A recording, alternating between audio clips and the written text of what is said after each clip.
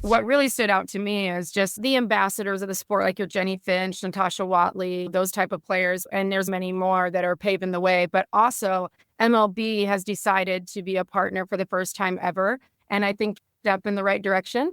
So just seeing it on the MLB channel, obviously the coverage on ESPN, everybody's working hard to make sure that this league sustains and that we elevate. And it's been really fun to be a part of.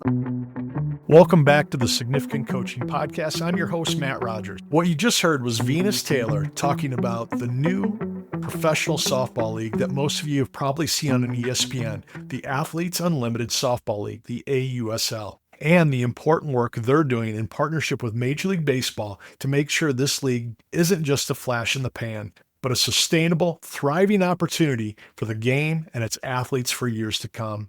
Venus doesn't just talk about it. She's living it, continue to play a major role in its growth and impact.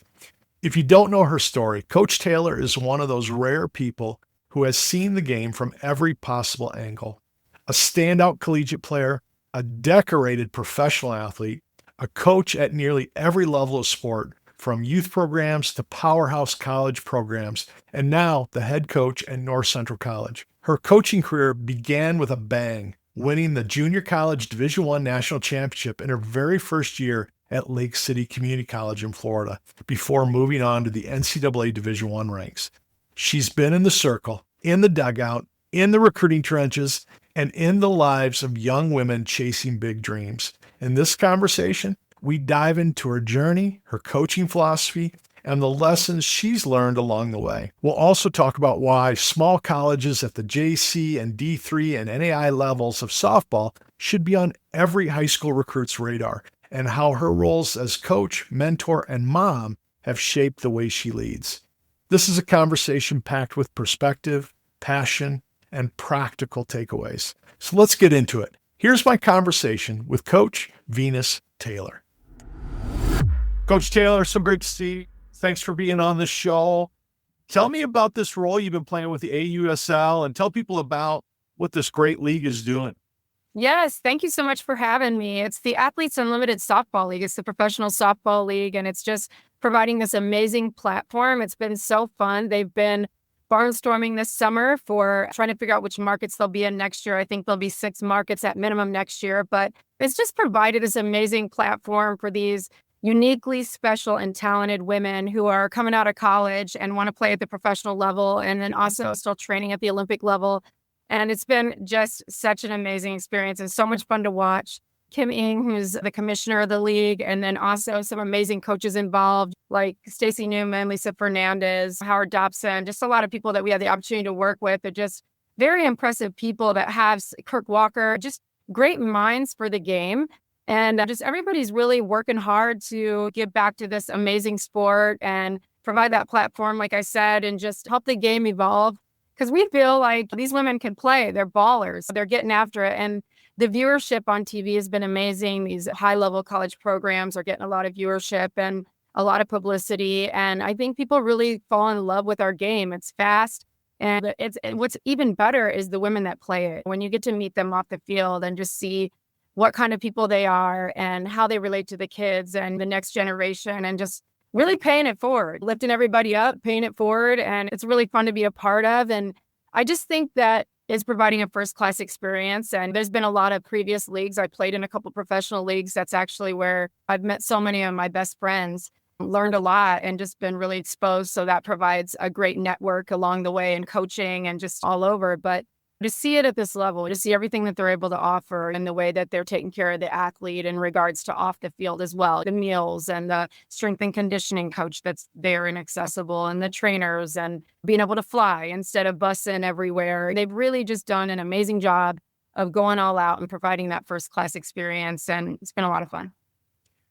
You were a part of that defunct professional league that was coming right out of all the highlights of the Olympics and the momentum of the Olympic, when the Olympic still was playing softball.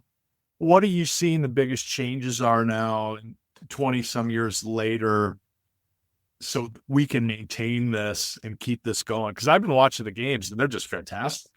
So fun, right? Yeah. Yeah. I think the great thing about it is you learn from your mistakes. And I think that we've done a great job of carrying forward everybody's voice and everybody's knowledge and, what will work and what won't work or what hasn't worked in the past. I think that social media has been a really big, fun part of this because I think it's exposed at a different level now because not only on TV, but people know there's a league. They know you're coming to town. They can follow you on social media. And even what really stood out to me is just the ambassadors of the sport, like your Jenny Finch, Natasha Watley, those type of players.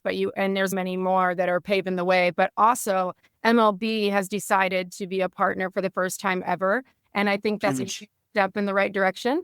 So just seeing it on the MLB channel, obviously the coverage on ESPN, just really everybody's working hard to make sure that this league sustains and that we elevate. And it's been really fun to be a part of, like I said. And I just think that everybody's invested and everybody that's come before us, there's been so many, but everybody's provided feedback that's helped evolve. And so it's just great to see. It's awesome. And when you have Kim leading that league, she got such a raw deal on for the Marlins. If people don't know, she was the GM of the Miami Marlins, just was a rock star down there. To have that type of person leading the league and being the commissioner and have all the stars here, I love where this is going. Softball is just blown up in our country. It's always been big, but with club volleyball or club softball now and where that's at and what the level of softball is from that junior college level all the way up and the talent there, it's such good timing. I really love it. It's cool. It is. They're rock stars. They're really impressive people. So anytime that anybody gets a chance to go to a market and see them and just be around them, I highly recommend. Yeah. And there's so much of that going on. I live in the Denver area and we've got a women's rugby professional league in our town. And we went and watched the women's rugby and there's so much talent on the field that it's so fast and it's so physical. The crowd was so into it. You could just tell watching on TV, the softball games, the AUSL softball games are just like it. It's a party.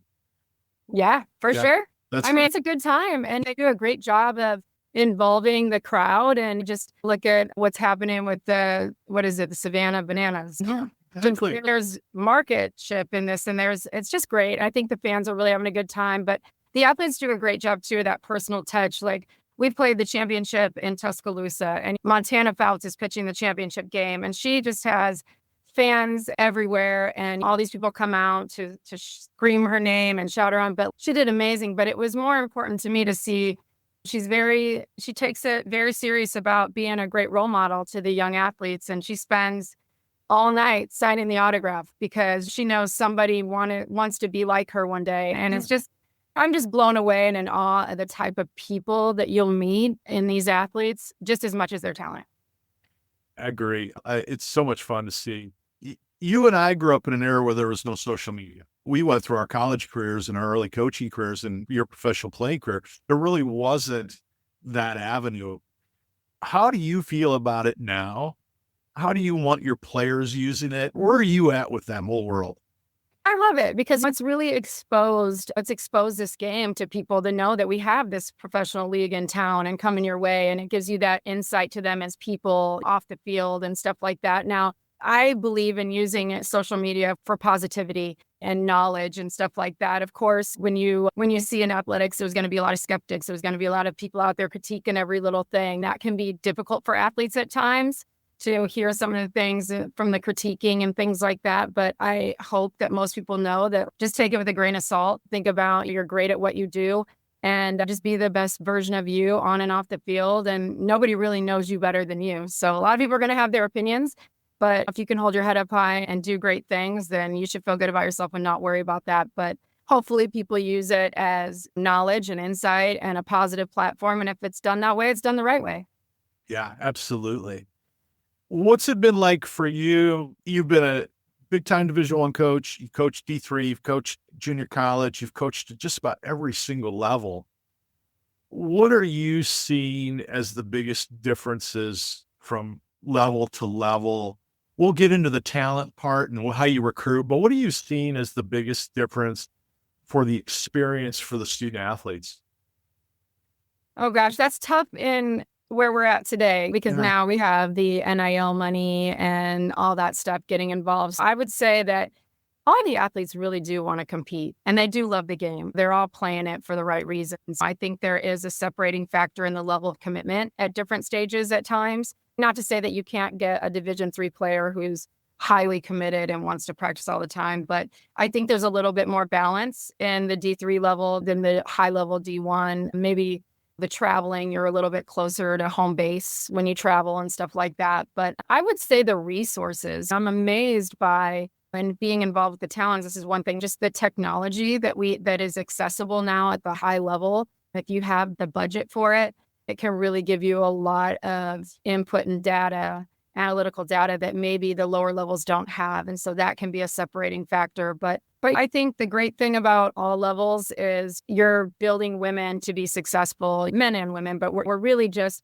we're building up these people to go out and be successful and have a voice and be the best version of themselves and succeed. And so to me, it's all about, no matter what level you're at, you can be a positive influence and make a positive impact for anyone. And if your roster is 22 or 30, whatever it is, you are in a really cool position to impact people to go out and just basically own their future, which is really neat.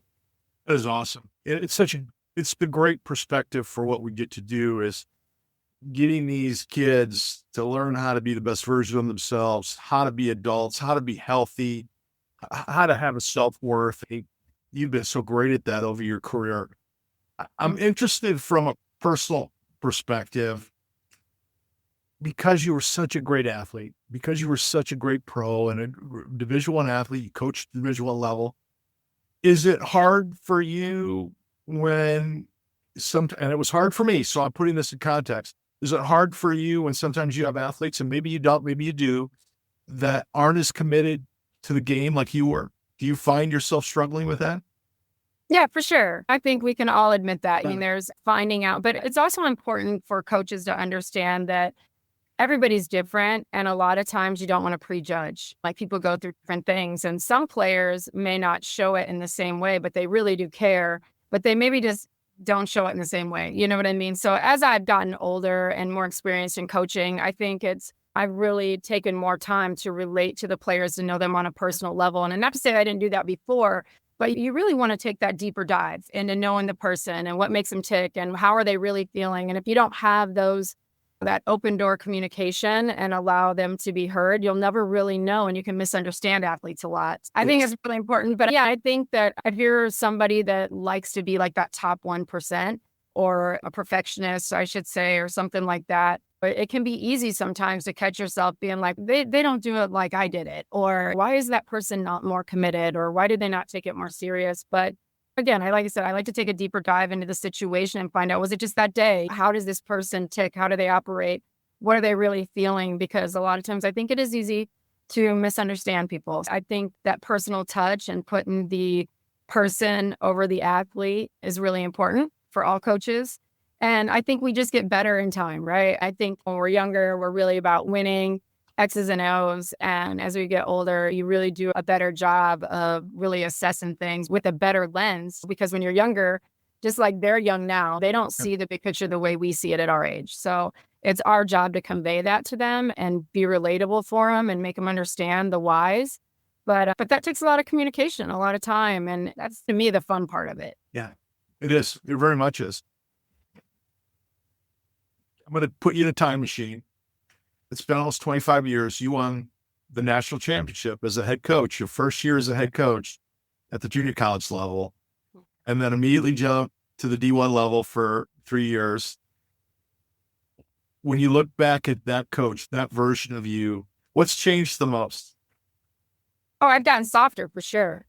That's always the answer.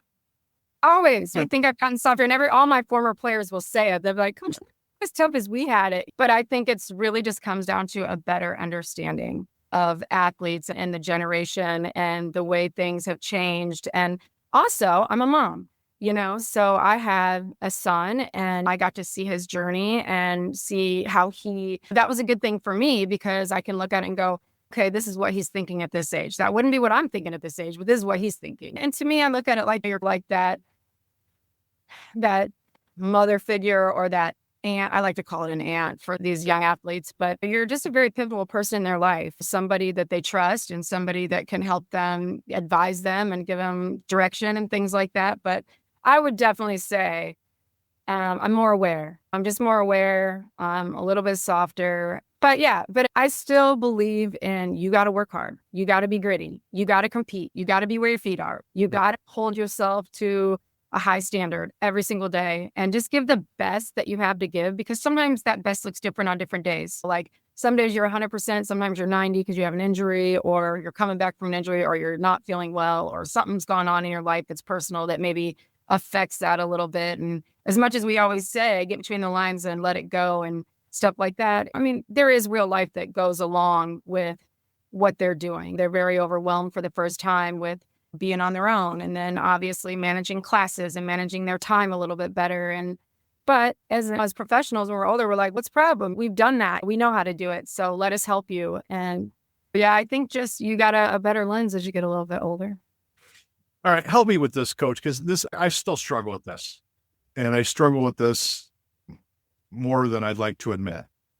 I grew up with some really hard coaches, really, probably to the extreme, definitely to the extreme, probably would have been fired in a heartbeat 30 years ago with how they treated the kids and how they went about their business. I'm still a big believer that we need to teach young people how to overcome conflict, how to overcome, it didn't work out the way I wanted to. I'm a freshman and I'm not starting like I was for 2 years at high school. How do we push them, challenge them, teach them how to get to their potential and still love them and still make sure they're nurtured and still make sure they get the love they deserve? How do we do that today? Yeah, I think it's all about accountability. You have to have structure. You have to have boundaries. You have to have accountability. It's just like good parenting. You know what I mean? Here comes it all. It's like good parenting. I think that when you have a disciplinarian that loves you and can show you, hey, I got to hold you accountable, but I still love you and I'm still here for you. I think that matters because you got to be able to show them you care about them. And once you do that, they understand when things come up that they're like, okay, I have to be held accountable for this and I'm running into a consequence. And they will make mistakes. They're young people, but we don't need to hold them to the fire when they make a mistake. I look at it like we've all made mistakes. So let's talk about it from that perspective as well. But on the other hand, we don't just let things slide. You know what I mean? Like, and there's not a first place trophy for everybody. It's not, there's this participation thing. There really is only one winner. When it comes down to it, there's one champion at the end. Okay. And how you get there depends on a lot of factors. It depends on how you practice. It depends on the kind of people you are. It depends on the chemistry you have. It depends on how you perform in that day, in that moment, how you master failure recovery. Several factors come into play on this when building up to a championship and things like that. But at the end of the day, there has to be discipline. There has to be structure. There has to be consequences. There has to be stability. There has to be coaches showing people that they care and making sure that they're there for them and serve their purpose well as well. Yeah, we want to win that championship. That's the whole purpose of what we're doing and why we play the game.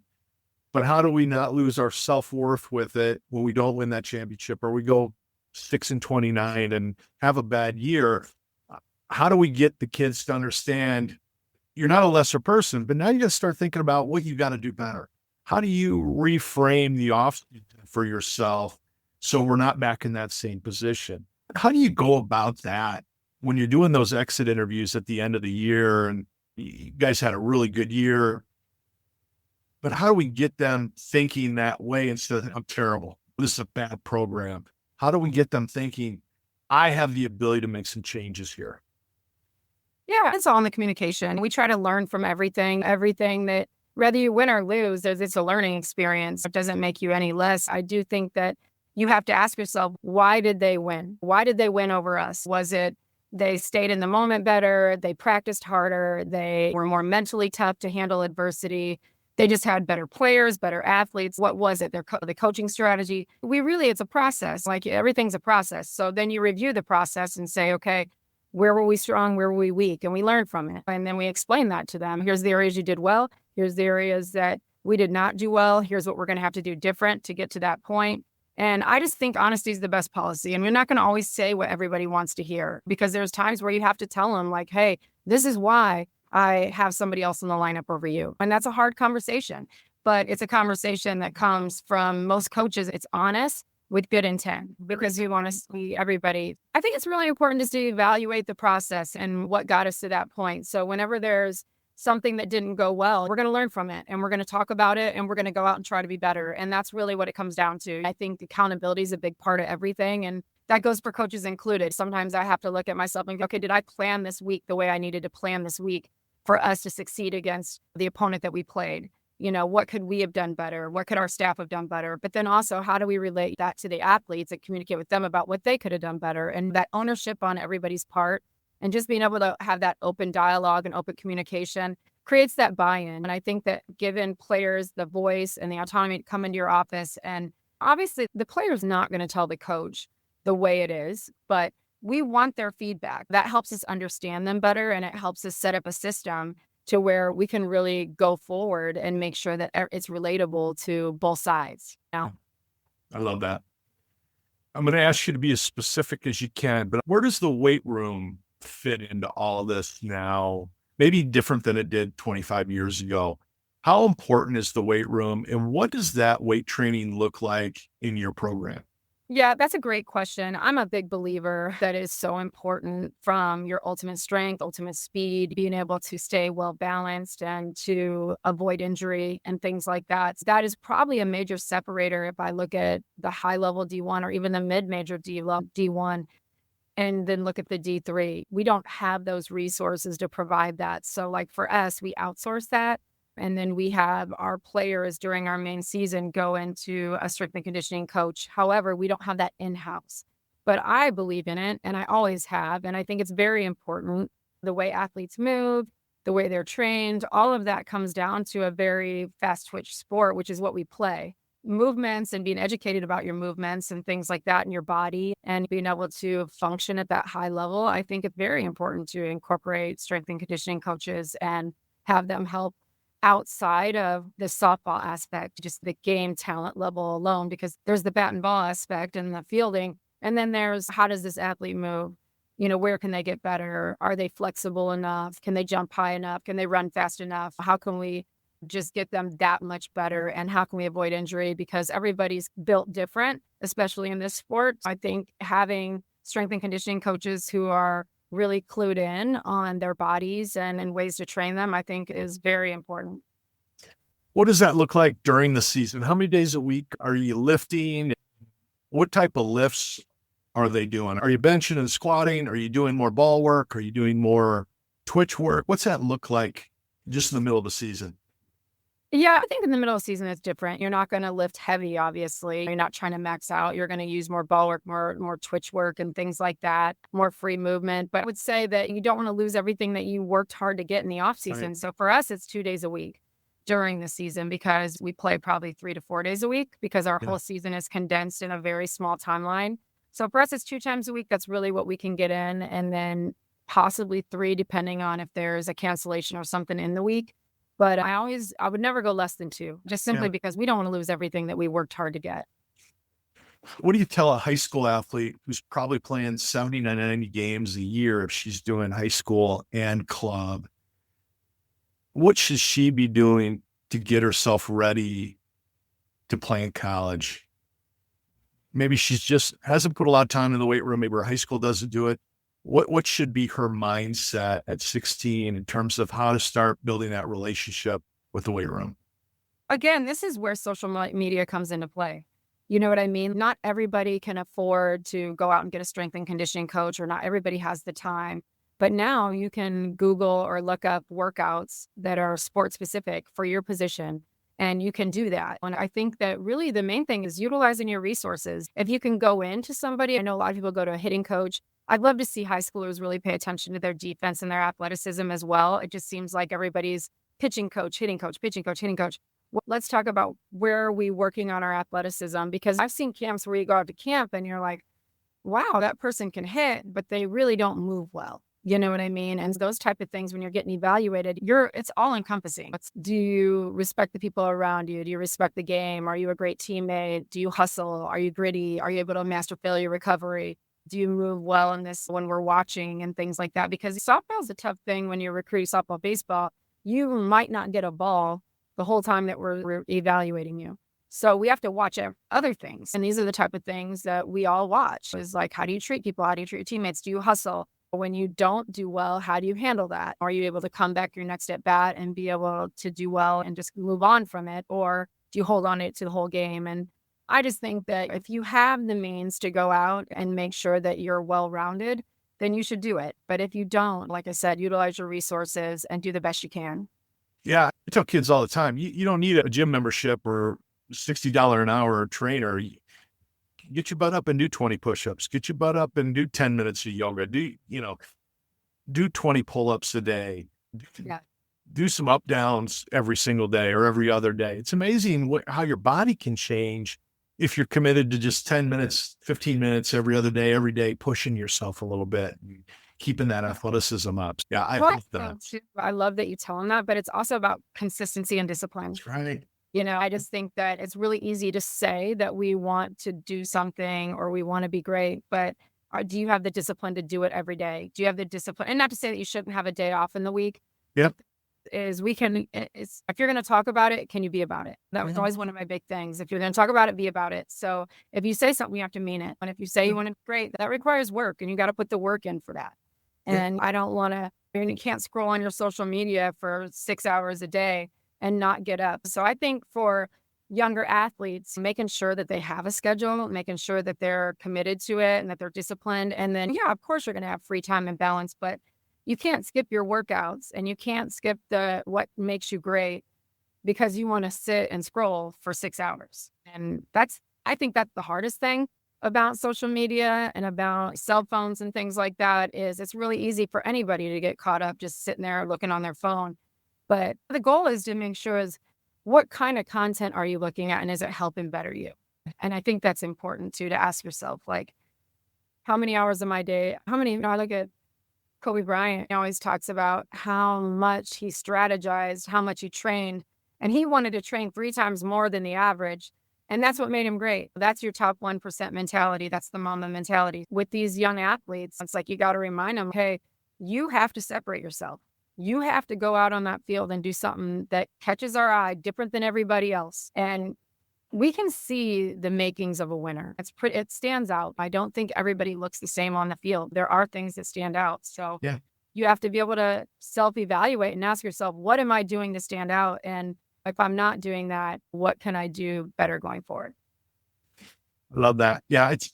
We use the phrase executive function skills, and the executive function skills aren't a 60-hour work week. It's that organization on my calendar. I have an alarm that goes off that says every other day I got to get up and I've got to do 10 minutes of work. If you're doing that, if you're putting 10 minutes of work in every day or every other day, your body's going to change. You're going to be healthier. I'm healthier at 50 than I was in my 30s because I'm so more consistent now. I'm so much more routine now than I used to be. And not just with working out, with my diet and my sleep schedule and my work schedule. And I think if kids can understand that, I can scroll a little bit. I can be a mess around, but did I make my bed? Did I get up and do my 20 push-ups? Did I do a 5-minute sprint routine? Did I get 50 swings on a tee in my garage? Right. So those are all things I love that that's your focus and what you're thinking about. It's such a big part of getting better. Yeah, for sure. Quality routine and just really taking a look at, instead of just going through your days, you have to look at it and go, okay, my days are valuable and what do I want to do with them? And I want to have quality time in these areas and things that are really important to me. And I think one of the things that my college coach did a great job of when we became freshmen is we had colored markers, we had a calendar, hour by hour, we had to color in what it was that we were doing so we could see, okay, we're in class at this time, we're at practice at this time. And then we could see where our free time was. And I thought it was this great way for time management. And it helped us learn like real quick, hey, okay, here's the days we have a little free time and here's the days we don't. And so then we could manage our time a little bit better. But I just think it's really important to be where your feet are. And if you want to be great at something, have a routine, have some discipline and stay consistent. And if you're those things and you're driven, you're going to be bound to succeed at whatever it is you're shooting for. Absolutely.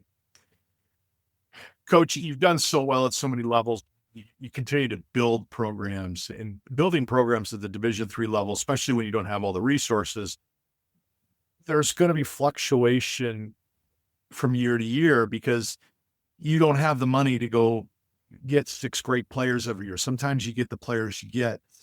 Are there non-negotiables for you no matter what? Are there 2 or 3 standards that you absolutely won't compromise in your program? Yeah, like for me, I said attitude and effort. You got to give the effort.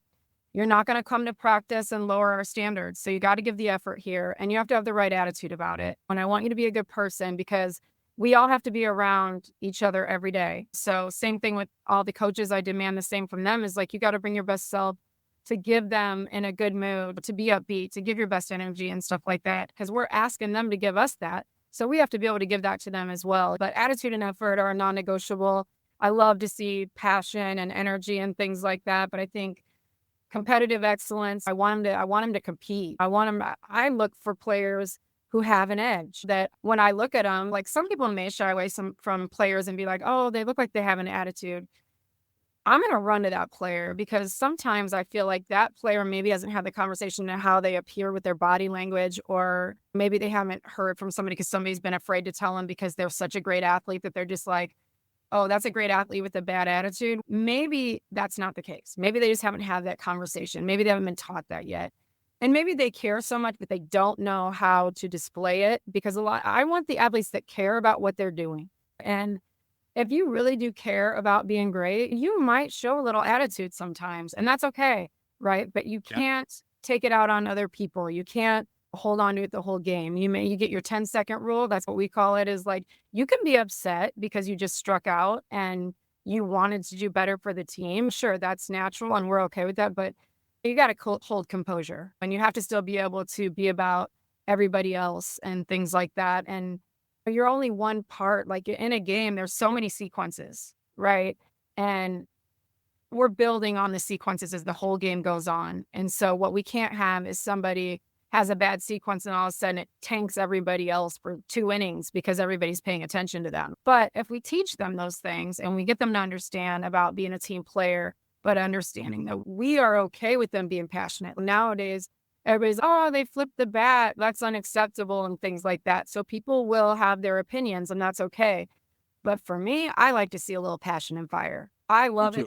I want to see it. And if I see passion, I'm probably gravitating towards it as long as it's handled the right way. Yeah. We often end up recruiting ourselves too. Yeah. We know what we like. And yeah, you mentioned your staff and what you expect from your staff. How are you using your staff differently today than you did maybe 20 years ago? Well, Has it I think, changed? again, I mean, for me, the turnover rate at Division III, we don't have any full-time assistants. I only have a grad assistant and then a stipend coach. I think that a lot of other teams are in that same predicament when you're at the D3 level. However, giving them ownership of what they're great at. I think that's really important because a lot of times as a head coach, you can find yourself being too controlling over everything. And I think when you go out and you hire people to be on your staff or you choose people to be on your staff, they have their strengths, right? And so we want to utilize those strengths in the big picture of what we're doing. And for everybody, that's different. Like somebody might be really personable and a great hitting coach. The other person may be not as personal, but really organized and does really good on one-on-one conversation or does really good with creating drills or whatever. So really just utilizing the strengths of everybody on staff. I think that's really important. And then identifying roles and responsibilities is also very important. But I try to choose people that are still going to challenge me and then that are going to be relatable to the players and that can make the players the best. Because the other thing that happens as you get older as a head coach, there's a little bit of separation from the time that you played and how they view you. Although I do love it because I get to stay young because I'm around young people all the time. Yes. So Me too. Yeah. I love that. I have a lot of fun with it.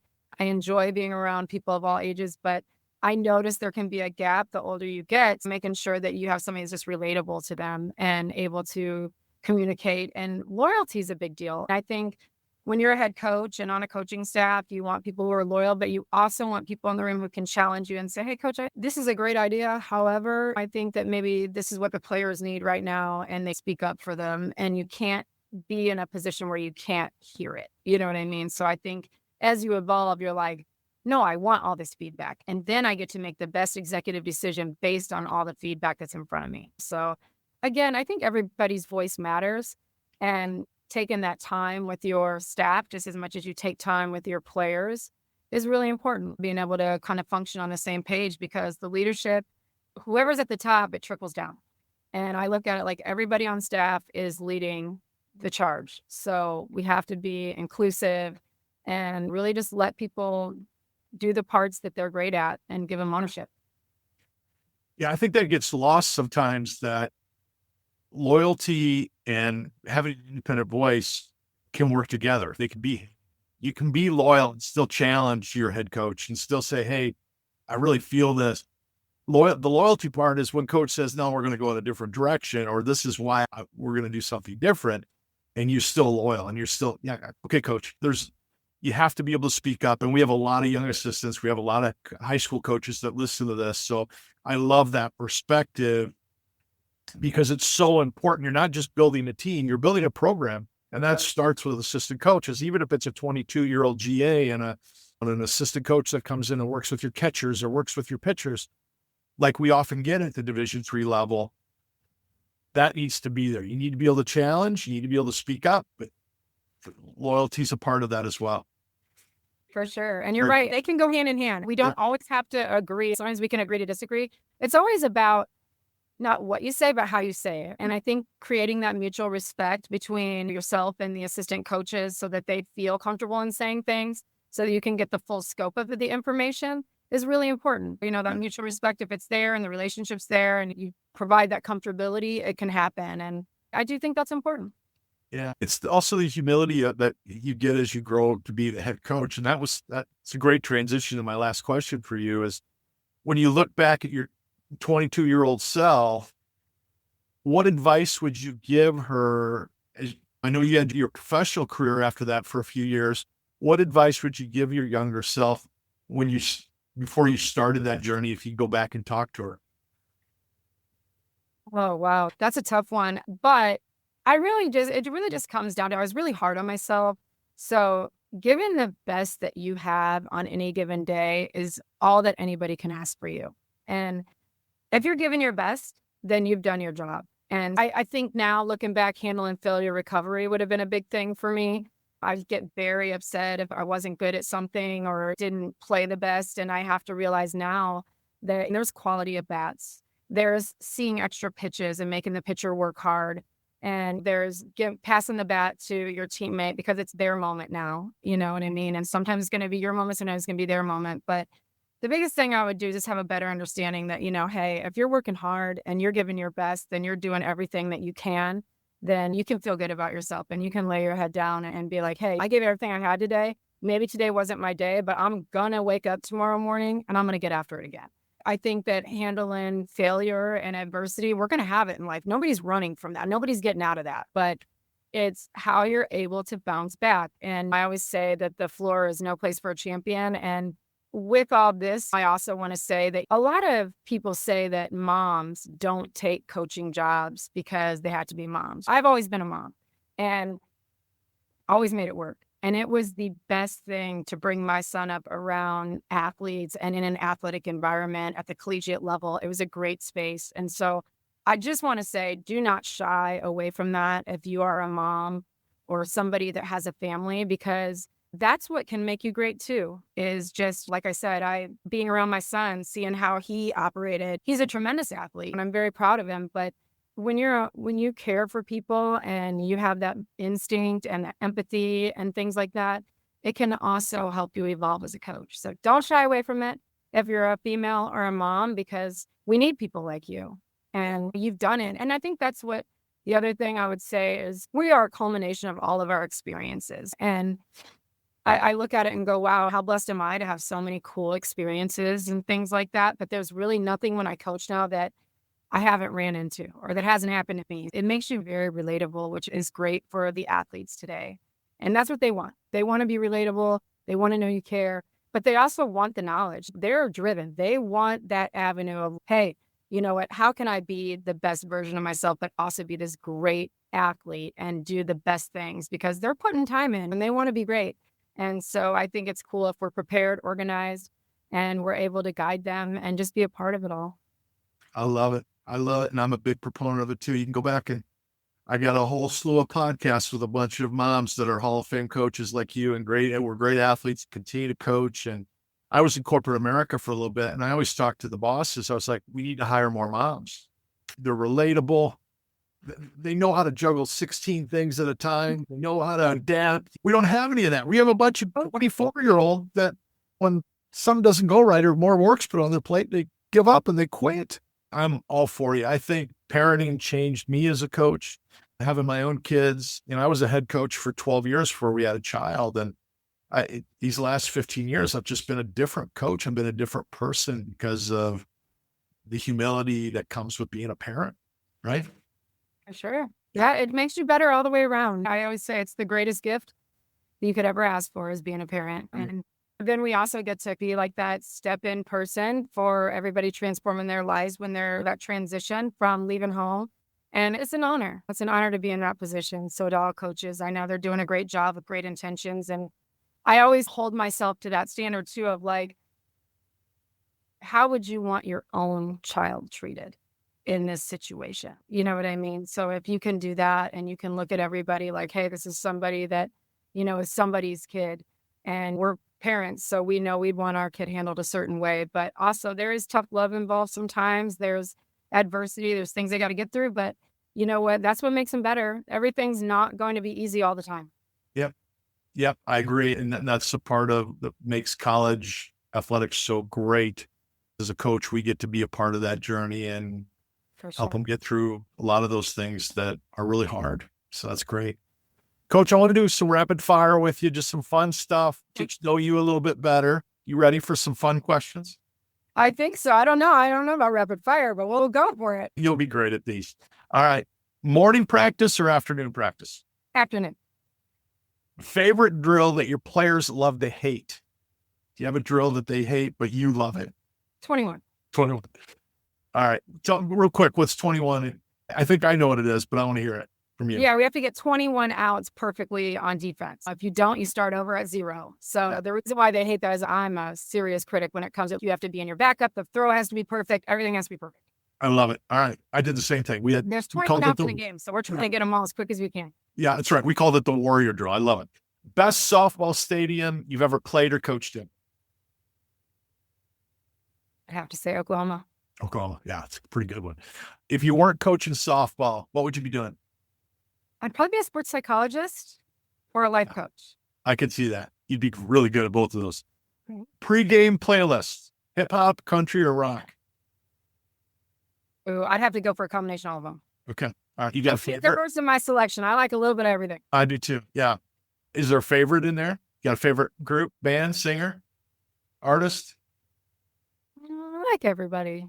Honestly. You can go to one concert for the rest of your life. Who are you going to? I'm going to Beyonce. Okay. All right. The B. You can't beat the B. All right. Right now. If you asked me 10 years ago, I probably would have gave you a different answer. You know what I mean? What was 10 years ago? I'm interested. Right now, you're looking at Beyonce, and I'm like, that's a concert I really want to go to. You know what I mean? But I've loved so many. I love Whitney Houston, obviously. Yeah.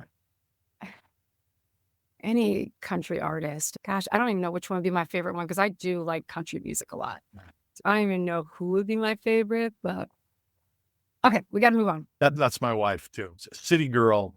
She's Asian. She's a city girl, and she loves country music. Something's not right, but yeah, she loves it. No, I do love country. I'm in a suburb. Everybody, even though we're a Chicago suburb, I love country. I grew up in the country, so country music is very relaxing to me. You grew up in the Quad Cities, surrounded by corn and cows, and right? Yes. Yeah. Favorite post-game meal?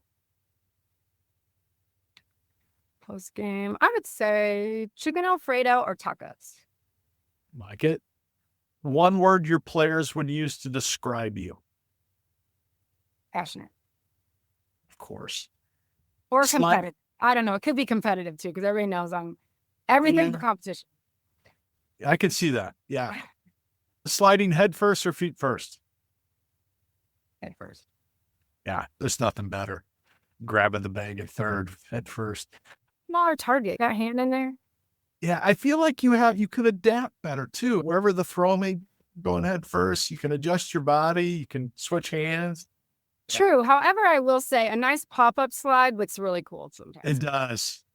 Yeah, and there's some people like Trey Turner that do it like they're on glass. Yes, I Yeah. know. I saw that on Instagram or something, I believe, and I was like, wow, smooth. I got two more. I said last one. I'm gonna do two more for you. Walk-off hit or game-saving defensive play. Well, a walk-off home run, you mean? Sure. Yeah, if it's a walk-off home run, okay, we'll take that. Otherwise, I like the defensive play. And final one, dream vacation spot, because you know I'm going on vacation next week, so I want to hear Turks yours. and Caicos.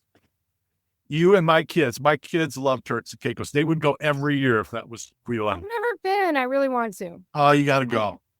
And do the Love Buggy tour when you go. They've got these little cars that two people fit in, and it's a tour. They take you all the way around the island, and it's so much fun. Coach, thanks for doing this. It was awesome. I can't wait to talk recruiting with you, but you were fantastic. Thank you so much. Thank you for having me. That's a wrap on another great conversation with another great coach. Coach Venus Taylor's journey is a masterclass in leadership and longevity, from winning a junior college Division I national championship in her very first year at Lake City Community College, to leading programs at the Division I level, to her ongoing work with Athletes Unlimited Softball League and Major League Baseball. She's not just building teams, she's helping shape the future of softball. What stood out to me is how she blends her experiences as a professional athlete, a college coach, and a mom into a leadership style that demands excellence, but also invests deeply into her players as people. She's proof that the best coaches don't just prepare their athletes for the next game, they prepare them for life. If you enjoyed today's conversation with Coach Taylor, make sure you come back on Monday for part 2, where we'll break down college recruiting, the opportunities at every level, and how to find the right fit for your journey.